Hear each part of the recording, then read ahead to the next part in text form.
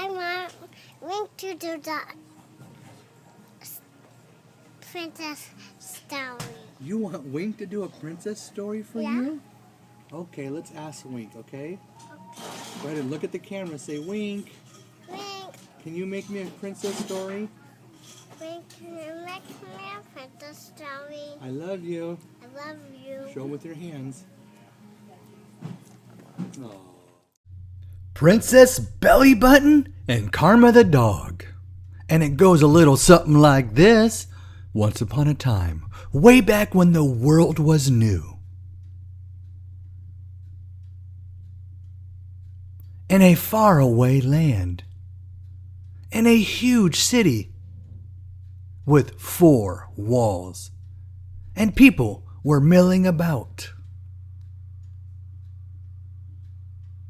There was a mighty kingdom in this walled city.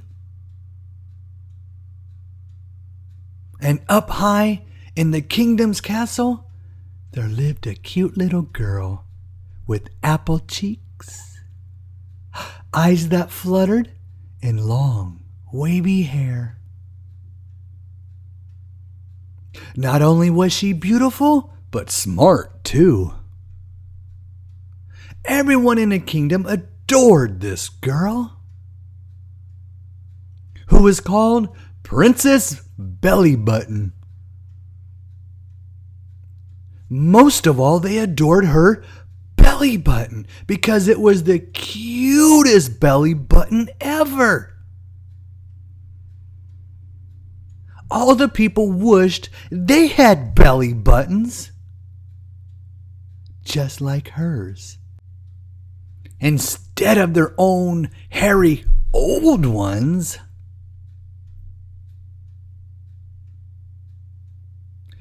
Do you know what she loved most of all? Can you guess? Was it her collection of 20 horses that included a small little pony with long bangs always covering its eyes? No. Well, she liked them, sure. But it was not what she loved most of all. Was it her beautiful dresses, sparkling tiaras, and jewelry that she would wear proudly? No. What Princess Bellybutton loved most of all was spaghetti. Yeah, really, it's true. She'd slurp those noodles right up.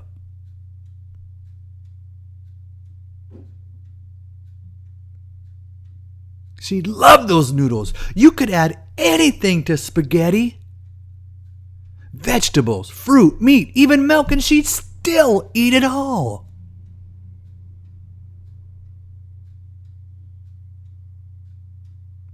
And why did Princess Bellybutton love spaghetti so? Well, it all began one day when Princess Bellybutton was excited to see it was snowing. The snow was nice and deep, so she ran all the way downstairs to the front door, and the wind was blowing and the snow was falling. But Princess Bellybutton ran out to play. She tossed the snow about, threw snowballs, and made snow angels. Then she saw that there was a frozen pond nearby. She had an idea. She could go ice skating. And she did. She skated all over the pond and did loops. And then did a spin into the air. But as she spun, she saw the ice below crack. When Princess Bellybutton came back down, she fell right into the water below the ice. Now, that water was cold. So cold, even the fish were wearing scarves and gloves. "What are you doing here without a scarf or gloves, little girl?" the fish exclaimed. "This isn't a good place for you." Princess Bellybutton kept falling, But then a dog nearby happened to see her fall into the water. And the dog started to run as hard as she could. She didn't stop for anything, not even a squirrel chewing on a nut. And you know how much dogs love to chase squirrels. The dog dove right into the water and swam all the way down to where Princess Bellybutton was and grabbed the back of her dress in her teeth and pulled her back, up to the ice on top of the water. The dog dragged the princess to safety.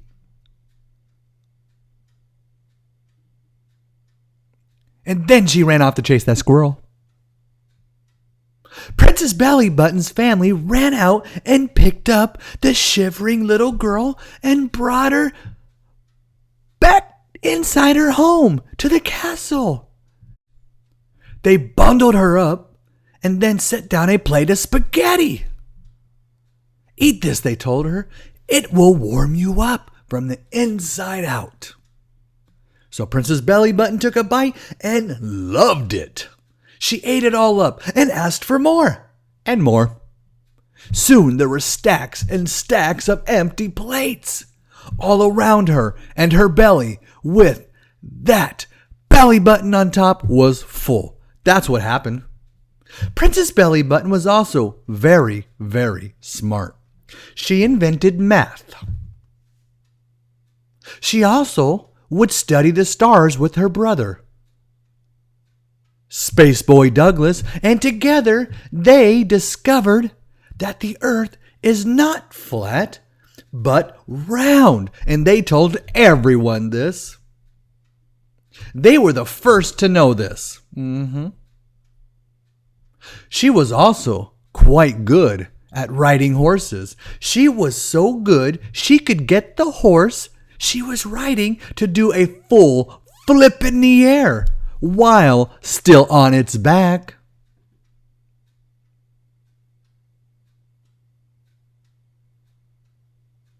Princess Bellybutton's father, King Keith, adored his daughter and would brag how pretty and smart and how much she could do.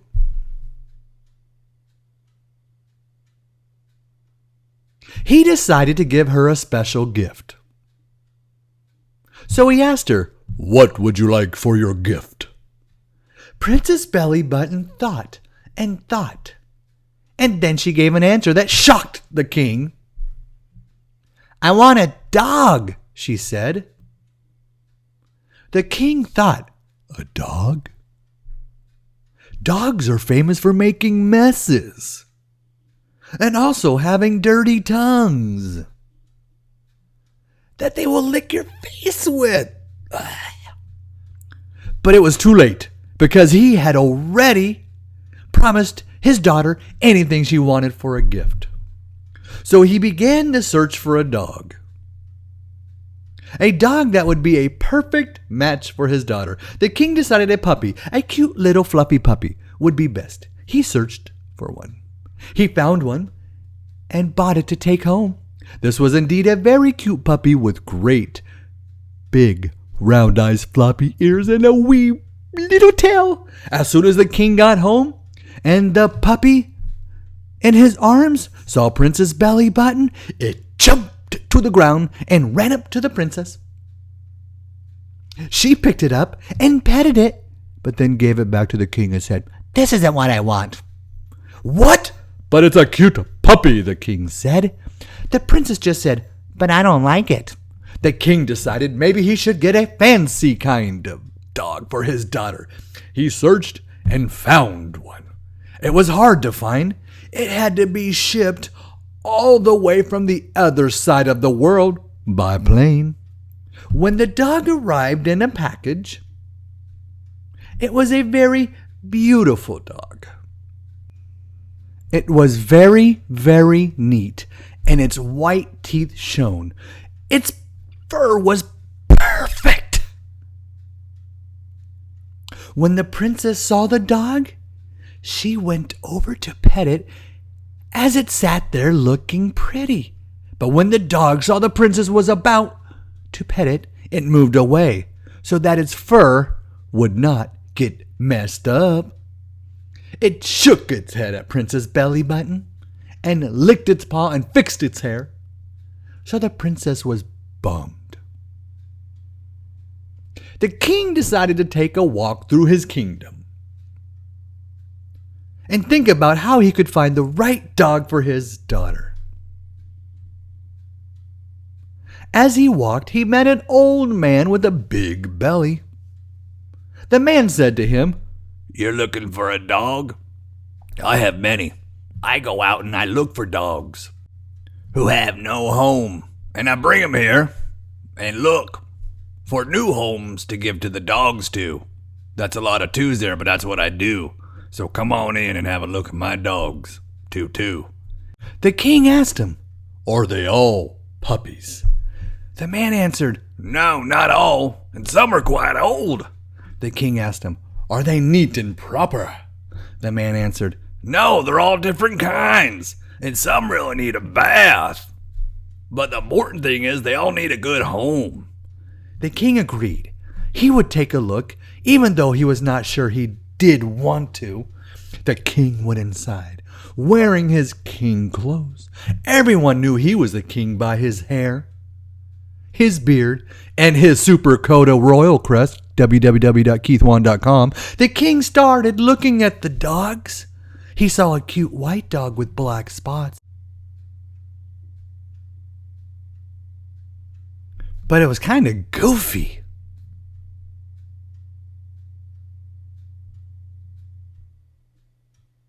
He saw another dog, chubby with lots of hair. So much hair it could hardly see.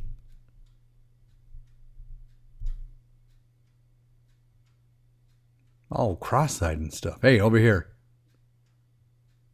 Yeah, nice. But then, in the corner, there lay a black dog, covered in dirt and fleas, shivering.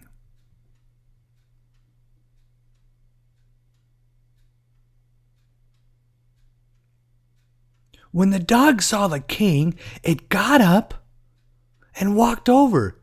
The king could see that it was thin, but a good-looking dog, even under the dirt.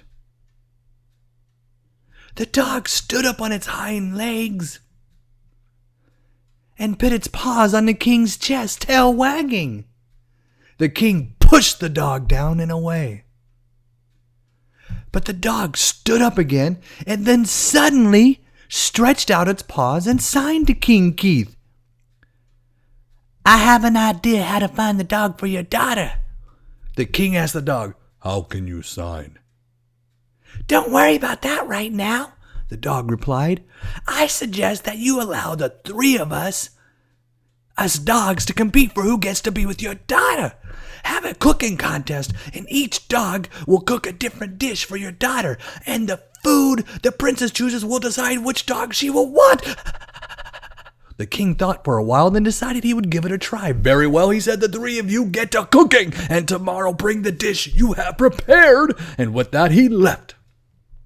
The three dogs were quite excited about the contest.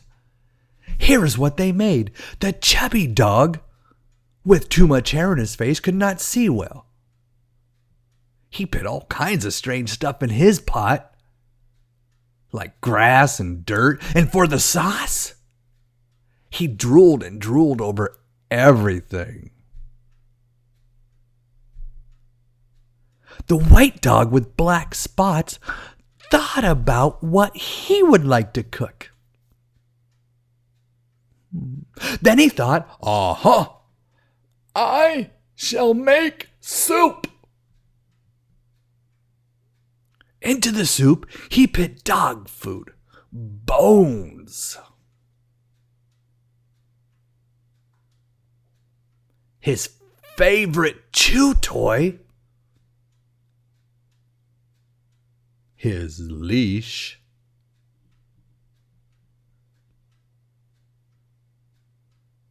and for the sauce, 2 cups of water from the toilet.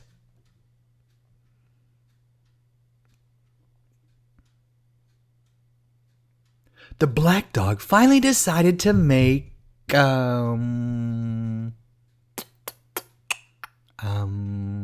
spaghetti.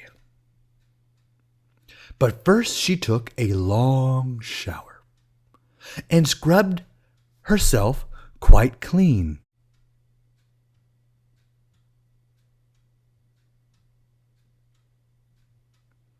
And when she was all pampered up like a chef, she put on a chef's hat,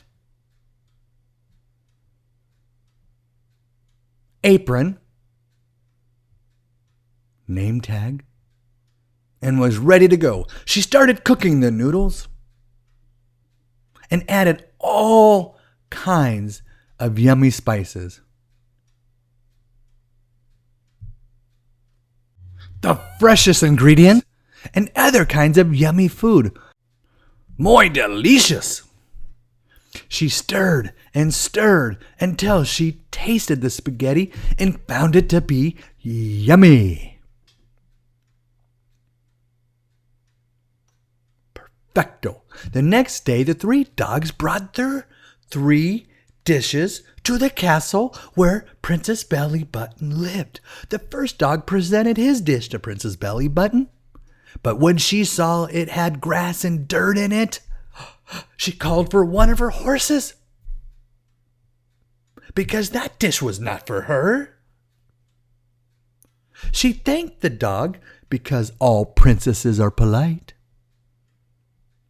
The second dog gave Princess Bellybutton his dish, but the girl noticed a bone in the soup and politely said, "No, thanks." Annoyed, the black and white dog tasted his own soup and said, "It tastes fine."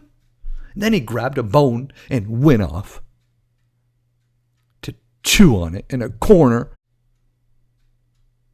The black dog came up to Princess Bellybutton and signed, "Hello, Princess Bellybutton. My name is Kama, and I have prepared this lovely dish for you. Please have a seat." No sooner had Princess Bellybutton seated herself than Karma jumped up and lay down in Princess Bellybutton's lap, looking up at her with her doggy eyes, her doggy ears flopping about, and her doggy nose all a quiver. Princess Bellybutton thought that the dog was really very cute as she licked her arm. Then she tried the spaghetti, and it was scrum-diddly-icious. The best spaghetti she had ever tasted. Amazing! She leaped to her feet, sending Karma flying. But Karma landed on her feet. "So you liked it?" Karma asked. "Yes, I did. Come here, you," cried the princess as she hugged Karma. "This is my dog," she announced to everybody all around her. Karma was very happy to hear this. Then Karma told Princess Bellybutton, "I was the dog who saved you from the frozen pond that day. I swam down and pulled you onto the ice. You can count on me for anything. I will serve you always, and we can be friends for always." Princess Bellybutton looked down at her new dog, Karma, and they indeed did become friends for always.